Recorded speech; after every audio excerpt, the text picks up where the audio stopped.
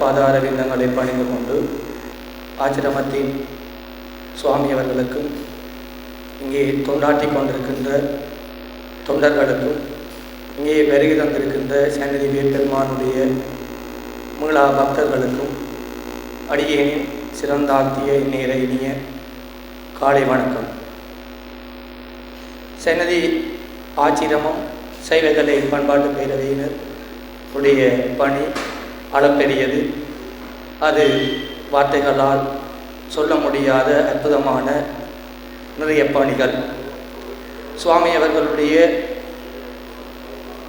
பணி முருகப்பெருமானுடைய கருணையினால் பல்வேறு விதமான அறப்பணிகளை ஆற்றி வருவது இங்கு நாம் அனைவரும் அறிந்த உண்மை, அறிந்து வருகின்ற உண்மை. அந்த வகையிலே தான் இந்த ஞானச்சுடர் என்கின்ற அரிய பொக்கிஷமான இந்த நூல் வெளியிடுகின்ற பணியும் அவ்வாறு ஆனது. இந்த நூலின் ஊடாக எங்களுடைய சைவ சமயத்தினுடைய பெருமைகளையும் எங்களுடைய சைவ சமயத்தைச் சேர்ந்தவர்கள் செய்ய வேண்டிய பணிகளையும் இளைய சந்ததியினரூடாக கடத்தி கொண்டிருக்கின்ற செயற்பாடானது இந்த ஞானச்சுடரூடாக மேற்கொள்ளப்பட்டு வருகின்றது. அந்த வகையிலே இன்றைய இந்த 330வது மலருக்கான வெளியீட்டுரையினை ஆற்றுவதற்கு அடியனுக்கு ஒரு சிறிய இந்த பெரிய வாய்ப்பு இந்த சிறியவனுக்கு கிடைத்திருக்கின்றது. வெளியீட்டுரை என்கின்ற பொழுது இந்த நூலினுடைய தோற்றம் மற்றும் இந்த நூல் வெளியிடப்படுகின்ற தன்மை மற்றும் இந்த நூலை நாங்கள் எவ்வாறு பெற்றுக்கொள்ளலாம் என்பது தொடர்பான செய்திகளை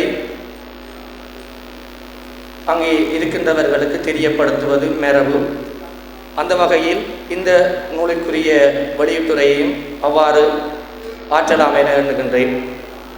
அந்த வகையிலே 1998ஆம் ஆண்டு தை மாதம் முதல் இந்த ஞானச்சுடரானது வெளியிடப்பட்டு கொண்டு வருகின்றது.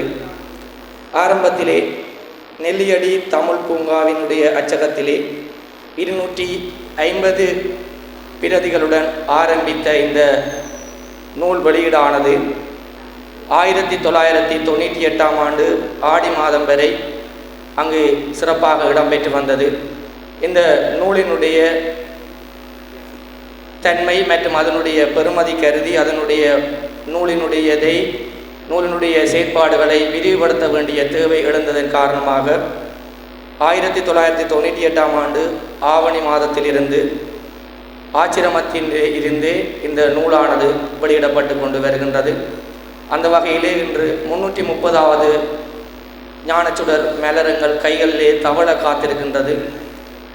இந்த நூலுக்கான ஆக்கங்களை அறிஞர் பெருமக்கள் மற்றும் முருகனுடைய அடியவர்கள் என பலர் காலந்தோறும் எழுதி வருகின்றதை வழக்கமாக கொண்டு வருகின்றனர்.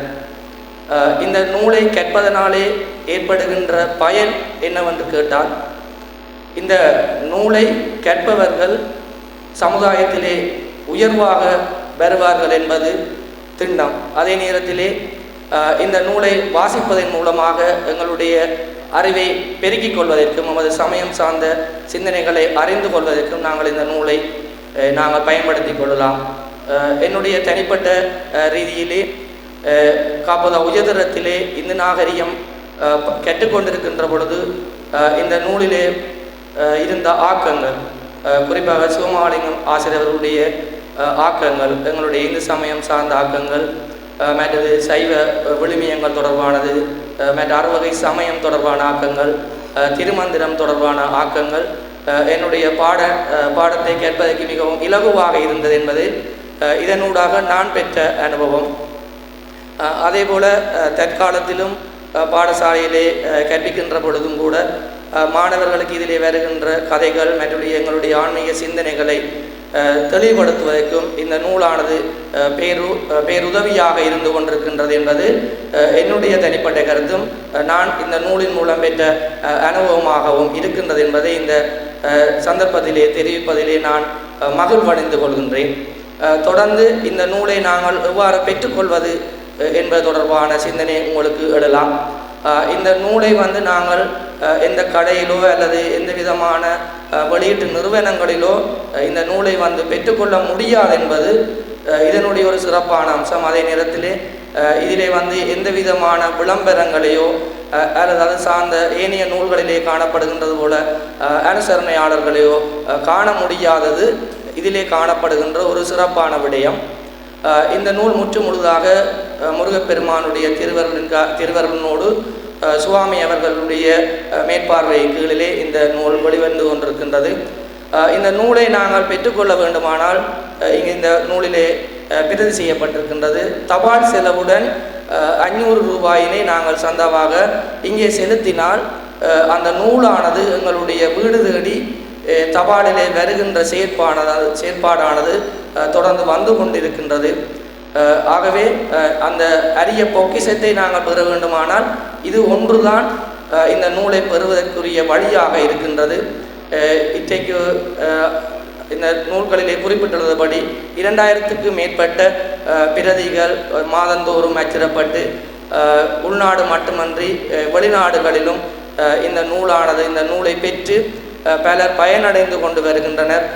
தங்களுடைய பயணங்களின் பொழுதும் தங்களுடைய துன்ப துயரங்களின் பொழுதும் இந்த நூலை வாசிப்பதன் மூலமாகவும் இந்த நூலிலே அட்டைப்படத்திலே காணப்படுகின்ற சேனதி வேற்பெருமானை வணங்குவதன் மூலமாகவும் இந்த நூல் தாங்கி வருகின்ற விபூதி பிரசாதத்தை அணிவதன் மூலமாகவும் தங்களுடைய துன்ப துயரங்களை அடியார்கள் போக்கிக் கொள்கின்ற தன்மை இந்த ஞானச்சுடர் மலருக்கு இருக்கின்றது.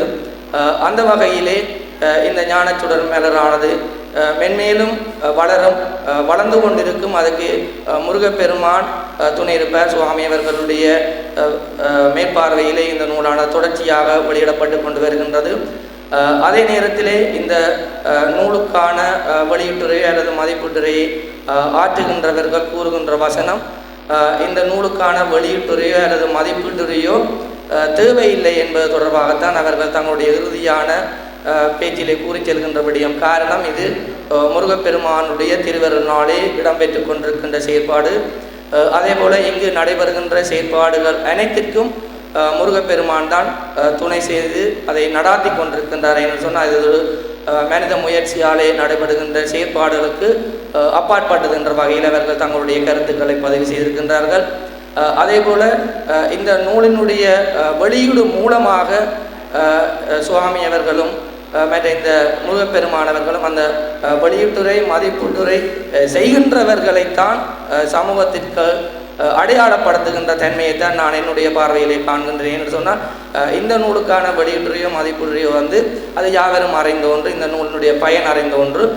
அதனை அந்த வெளியீட்டுரை மதிப்பீட்டுரை செய்கின்றவர்களை அடையாளப்படுத்துகின்றதாக இது அமைகின்றது என்பது என்னுடைய ஒரு சிறிய கருத்தாக இருக்கின்றது. எனவே இந்த நூலுக்கான வெளியீட்டுரையை ஆற்றுவதற்கு வழிகாட்டி வாய்ப்பளித்த சுவாமி அவர்களுக்கு நன்றியை தெரிவித்துக்கொண்டு, முருகப்பெருமானுக்கும் நன்றியை தெரிவித்துக்கொண்டு, இந்நூல் மென்மேலும் வளர எல்லாம் வெல்ல சேனதி வேற்பெருமானுடைய பாதார விந்தங்களை வேண்டி பணிந்து விடைபெற்றுக் கொள்கின்றேன். நன்றி, வணக்கம்.